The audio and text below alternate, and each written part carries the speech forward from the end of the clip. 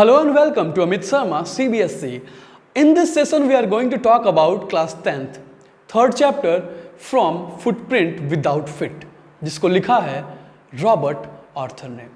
Robert Arthur एक ऐसे writer हैं जो अक्सर सस्पेंस वाली कहानियाँ लिखते हैं, जो अक्सर सीक्रेट एजेंट्स वाली कहानियाँ लिखते हैं। बट अगर हम सीक्रेट एजेंट्स की बात करें तो आपके दिमाग में क्या ख्याल आता है?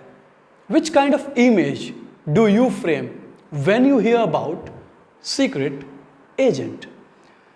Sherlock Holmes, James Bond और प्रोफेसर ऑफ मनी हाइस्ट, कुछ ऐसा ख्याल आता है ना आपके दिमाग में, जो क्लेवर हो, उसके मूव्स कनिंग हो, स्मार्ट हो, पिस्टल हो, कुछ कॉन्फिडेंशियल इंफॉर्मेशन हो, जो कोई ब्यूटीफुल लेडी आए और एक्सचेंज कर जाए, कुछ drugs and wines and lethal weapons, कुछ ऐसा सोचते हो ना सीक्रेट एजेंट्स के बारे में। बहुत सारी मूवी भी देख रखी होगी तुम लोगों ने तो।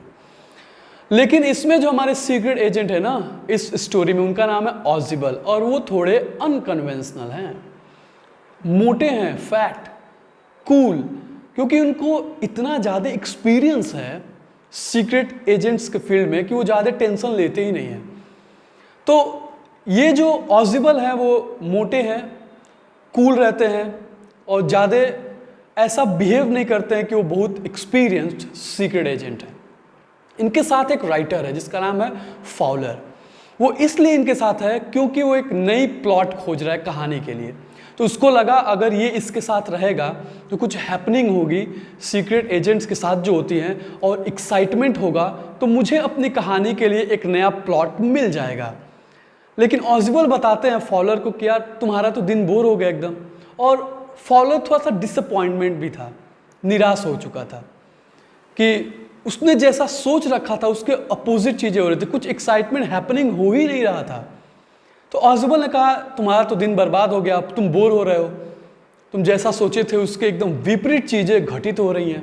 लेकिन डोंट वरी, जो मेरे पास है, चाहे जिस चीज़ के लिए हम लोग आए हैं, वो बहुत सेंसेशनल चीज़ है और इसके बारे में बहुत आगे चल के एक हिस्ट्री भी क्रिएट होगा। मिसाइल के बारे में एक रिपोर्ट से रिलेटेड ये इवेंट होने वाला था। तो ऑजिबल एंड फाउलर जो 6th फ्लोर पे था, इनका टॉप पे कमरा, दरवाज़ा खोल के जब एंटर करते हैं लोग, so what did they find is एक बंदा ऑलरेडी कमरे में था, पिस्टल लेके ऑजिबल के हेड पे पॉइंट करते हुए कहा कि जो भी रिपोर्ट आने वाला है अभी तक, मुझे पता है मिसाइल के बारे में, और तुम मुझे दे देना, वो मेरे पास ज़्यादा सुरक्षित रहेगा। ऑजिबल उस बंदे को ऑलरेडी जानता था। उसने कहा Max, what are you doing here? You should have been in Berlin. तुम्हें तो बर्लिन में होना चाहिए था, यहाँ पे क्या कर रहे हो? मैक्स दुबले पतले कद का आदमी था, पतला भी था, और लेकिन उसने कहा कि देखो मुझे ये रिपोर्ट चाहिए जो आने वाला है। ऑजिबल आराम से बैठ जाता है, ऐसा लगता है कि कुछ हुआ ही नहीं, और फाउलर का हालत खराब। ये साहब जो खोज रहे थे ना, एक्साइटमेंट, हैपनिंग, सस्पेंस वाली चीज़ें वो हो रही थी, इनका हालत खराब था। ऑजिबल आराम से बैठ गया। उसने कहा कि देखो कोई फ़ायदा है नहीं इस चीज़ का, तुम लोगे। वैसे भी मैंने पुलिस को बोल रखा है कि टाइम पे वो चेकआउट करते रहें, क्योंकि ये बहुत इम्पॉर्टेंट रिपोर्ट जो है। तो मैक्स कहता है कि देखो अभी आधे घंटे में रिपोर्ट आएगा और तुम मुझे सही सलामत आएगा, तुम मुझे दे देना।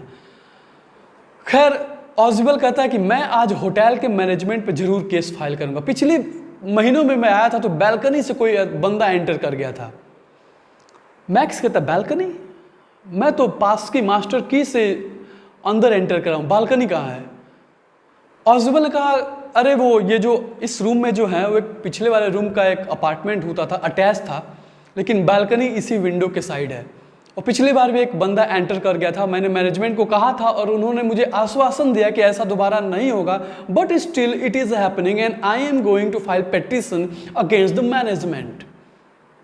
तो उसको जो था, मैक्स पूरा आश्चर्यचकित था, he was totally perplexed.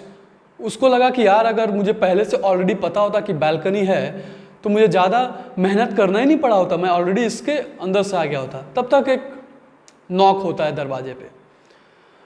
Max कहता है कि देखो बताना मत कि मैं ऑलरेडी अंदर हूँ, मैं जाके बालकनी के साइड में छुपा रहूँगा और रिपोर्ट तुम मुझे दे देना।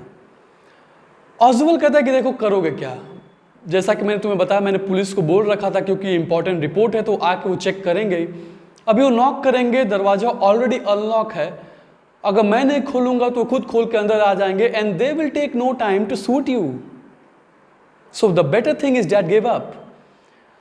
तो मैक्स बोलता है कि डोंट वरी, मैं यहाँ जा रहा हूँ पीछे विंडो से नीचे बालकनी में और मैं छुपा रहूँगा और रिपोर्ट अगर आएगा तो तुम मुझे दे देना।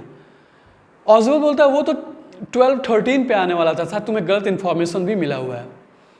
तो मैक्स बोलता है कि ठीक है मैं जा रहा हूँ, रिपोर्ट आएगा तुम मुझे दे देना।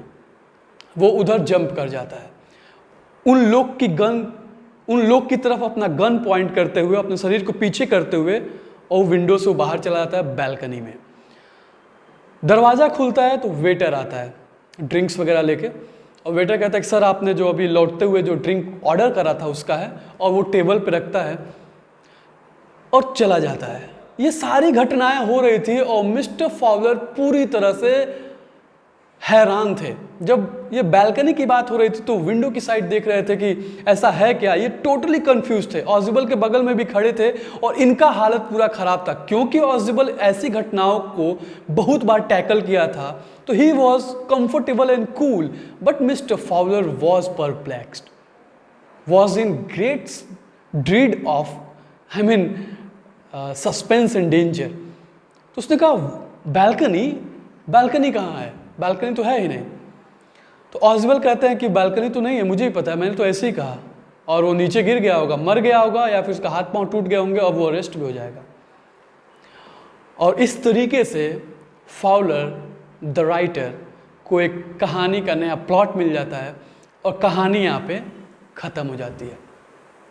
तो मिडनाइट विजिटर आप ये कह सकते हो कि दो विजिटर्स यहाँ पे थे। जब ऑथर एंटर करे रूम में तो एक विजिटर ऑलरेडी अंदर था, दैट वाज मैक्स, और दूसरा था जो वेटर जो एंटर किया।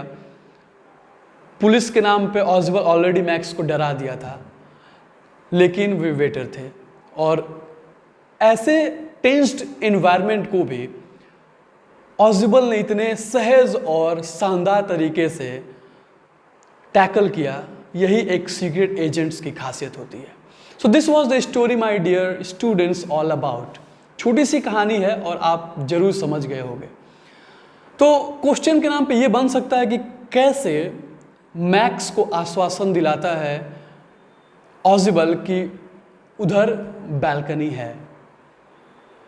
फाउलर अभी तक क्यों बोर हो रहे थे, and when they opened the door, what did they see and what was the conversation? Such kind of questions are asked in examination. So इसको पढ़ते रहिए, बाकी पिछले चैप्टर्स को भी रिवाइज करिए। और हाँ, if you are new on my channel, press the subscribe button, press the bell icon so that you can always get notified whenever I upload my new video. Share this video to all your friends and match and watch it together. And yes, the first and foremost thing, take care yourself. Till then, good day.